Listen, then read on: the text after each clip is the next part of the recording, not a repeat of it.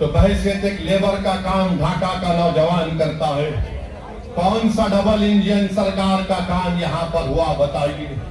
ढाका में मनरेगा का काम साल में 25 दिन अगर किसी गरीब को मिल गया तो बहुत बड़ा कारनामा हो गया।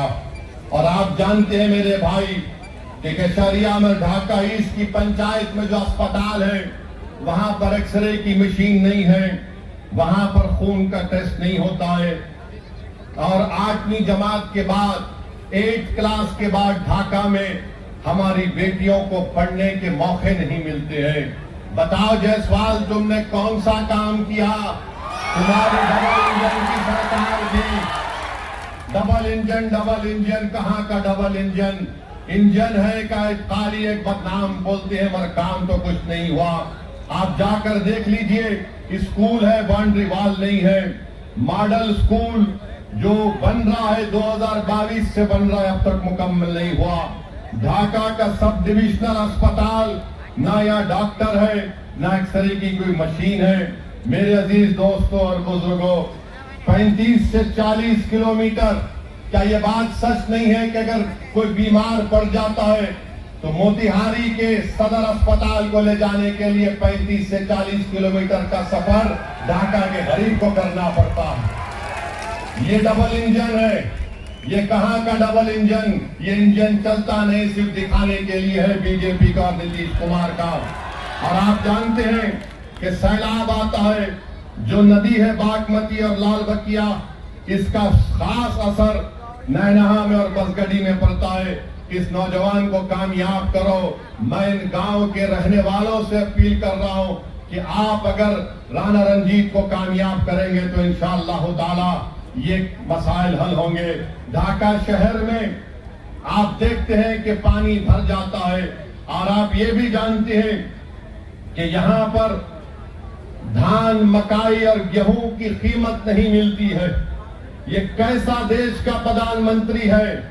ये कैसा बिहार का मुख्यमंत्री है जो बिहार की जनता को झूठ पे झूठ बोला जा रहा है? किसान को उसकी कीमत नहीं मिलती, ना मकाई की कीमत मिलती, ना गेहूं की मिलती, ना धान की मिलती है। आपको जरूरत है तो एक काम करने वाले विधायक की जरूरत है। सिंचाई का कोई इंतजाम नहीं है। डीजल ट्यूबवेल की वजह इस्तेमाल करने की वजह से किसान को बड़ी तकलीफ हो जाती है, उसके मुनाफे में कमी आ जाती है। क्या इस विधायक ने यहाँ पर किसानों के लिए कोई कोल्ड स्टोरेज का इंतजाम किया? जोर से बोलिए, इंतजाम किया?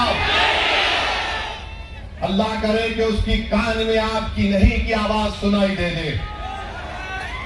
आप बताइए, बीजेपी और जेडीयू बार बार कहते हैं कि हमने ऐसा कर दिया। अरे ये तमाम यहाँ पर ढाका विधानसभा में कुछ काम नहीं हुआ, बल्कि आप देखते हैं कि मंसूबाबंद तरीके से ढाका विधानसभा को कमजोर कर दिया गया। तो हम उम्मीद करते हैं आपसे कि आप 11 तारीख के दिन अपने के कोर्ट का इस्तेमाल करेंगे। दूसरी तरफ एक और पार्टी है इंडिया अलायंस, अपने आप को गठबंधन कहती है। अब गठबंधन की हकीकत ये है कि जो हमारे वीआईपी पार्टी के लोग हैं, अभी इलेक्शन शुरू नहीं हुआ तो उनके जिम्मेदार ने कह दिया कि बिहार में हमारा मल्ला समाज की आबादी 3% है और हमारा उप मुख्यमंत्री होगा। मैं आपसे पूछना चाहता हूं, अगर मल्ला समाज जो 3% की आबादी है और वो तेजस्वी के बाजू बैठकर कहता है कि हम उप मुख्यमंत्री होंगे, मैं ढाका की आवाम को और बिहार की जनता को और खास तौर से वो 17% अल्पसंख्यक समाज को एक पैगाम दे रहा हूं। 3% है और उनकी ताकत को देखो आप, उनके सियासी शऊर से सबक हासिल करो आप, और उनकी बहादुरी को देखो कि 3% और कह रहे हैं कि अगर हमारी सरकार बनेगी तो मुख्यमंत्री हमारा होगा। बताओ, आप 17% हैं, अगर मल्ला का बेटा उप मुख्यमंत्री बन सकता तो क्या आदम का बेटा मुख्यमंत्री नहीं बन सकता? हमको जवाब दो। अगर मल्ला का बेटा उप मुख्यमंत्री बन सकता तो क्या मोहम्मद का बेटा नहीं बन सकता मुख्यमंत्री? मेरे भाई, फैसला आपको करना है। 17% है, 3% है और 14% है। 14% है तेजस्वी, और आप देते हैं टिकट उनको कितना? 14 है तो 36% टिकट दिया। जो 17% है उनको क्या दिया? उनको लॉलीपॉप दिया और बोला कि बेटा चूसते रहना। तुम 14% और 36% तुम, और हमको बोले दरी बिछाओ, दरी बिछाओ, दरी बिछाओ। हमारी बात क्या है कि हम हिस्सा चाहते हैं, बराबरी चाहते हैं। हम किसी के जर खरीद गुलाम नहीं है। तुमने आज जंजीरें तोड़ दी है। अगर यह हकीकी तौर पर आपको जंजीरें तोड़ना है तो अपने दिमाग से इस बात को हमेशा के लिए निकाल दो कि हम किसी के गुलाम नहीं, हम बराबरी चाहते हैं। अगर आप अपने दिमाग से इस बात को निकाल देंगे हमेशा के लिए, तो याद रखिए आप और हमसे इंसाफ होगा। बिहार तरक्की की राह पर जाएगा। अरे जो लोग बार बार एमवाई बोलते हैं, अरे बताओ कौन है? 15 साल लालू परिवार के लोग मुख्यमंत्री रहे। 20 साल से नीतीश कुमार मुख्यमंत्री हैं। 2 मर्तबा तेजस्वी उप मुख्यमंत्री बन गए।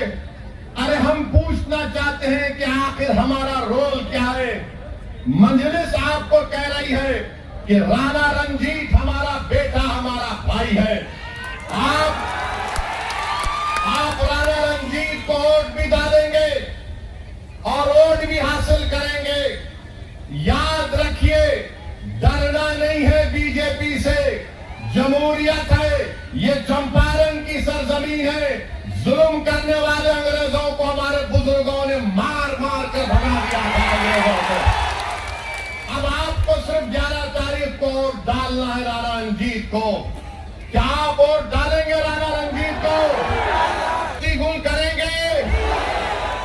तो बत्ती गुल करने का तरीका यह है कि पतंग हम पर उंगलियां उठाते हैं, हमको गाली देते हैं और बोलते हैं ओवैसी भड़काऊ भाषण देता है, ओवैसी वोट काटने के लिए आया। तो सुनो, 17% अल्पसंख्यक समाज बिहार के तुम्हारी तबाही और बर्बादी की दास्तान को तुम्हारे सामने बयान कर रहा हूं। क्या तुम जानते हो कि मुसलमान महिला 90% मुसलमान महिला अपने घर में मजबूर हो जाती है अपने बच्चे औलाद को जन्म देने के लिए? कहां गया तुम्हारा विकास? ये मैं नहीं कह रहा हूं, बिहार सरकार का डेटा कह रहा है। बिहार सरकार का डेटा कह रहा है 28% लोग बिहार के पलायन करके चले जाते हैं, जिसकी वजह से बिहार के 30 से 50% घर अपने बेटे से, अपने बाप से, अपनी औलाद से, शौहर से महरूम हो जाते हैं। ये विकास है? ये तुम्हारा डबल इंजन की सरकार है? 28% लोग बिहार के अपना पेट पालने के लिए, अपनी औलाद को पढ़ाने के लिए, अपनी बहनों की शादी कराने के लिए घर बार छोड़ के चले जाते, और देश के प्रधानमंत्री आकर कितना बकते हैं, कितना बोले जाते हैं। मेरे अजीज दोस्तों और बुजुर्गों, मैं आपको बताना चाह रहा हूं कि बिहार में नीतीश कुमार की 20 साल की सरकार और 15 साल की राजद की लालू परिवार की सरकार, वो पहला जंगल राज था, ये दूसरा जंगल राज चल रहा है। इन दोनों जंगल राज से बिहार को छुटकारा दिलाना है। क्या आप इस जंगल राज को खत्म करेंगे? अगर आप जंगल राज को खत्म करने का इरादा कर लिए तो यकीन जानिए बिहार अपनी तरक्की की ऊंचाइयों तक पहुंच जाएगा।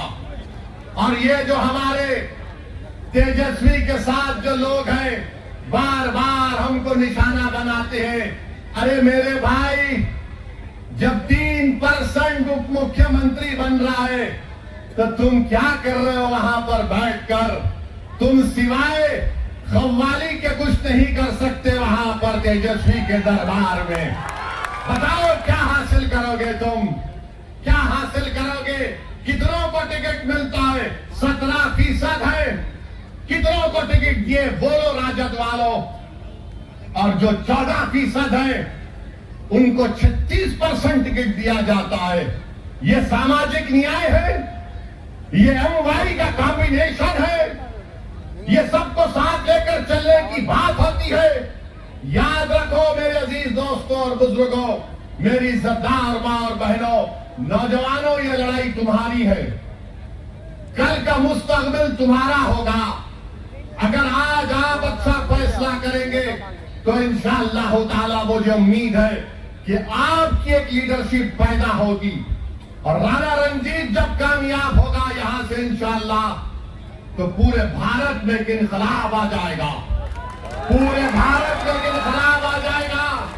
ये कौन है राणा रंजीत, जिसको ढाका की जनता ने अपना विधायक बना दिया?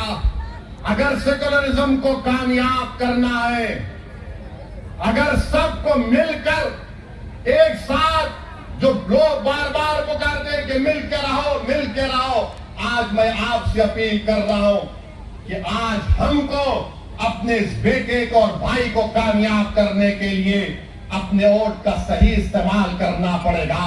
आप करेंगे ना इंशाअल्लाह? हाँ, एक बात याद रखिए, जब महात्मा गांधी यहां पर आए थे और नमक का एहतजाज शुरू हुआ था, उस नमक के साल्ट एजिटेशन में हमारे बुजुर्गों ने हिस्सा लिया था। सबने कहा कि हम नमक नहीं बनाएंगे, गांधी ने पैगाम दिया था। मगर आज जो गांधी के साथ नहीं थे, आज बिहार में खड़े होकर कह रहे हैं कि नमक हराम है।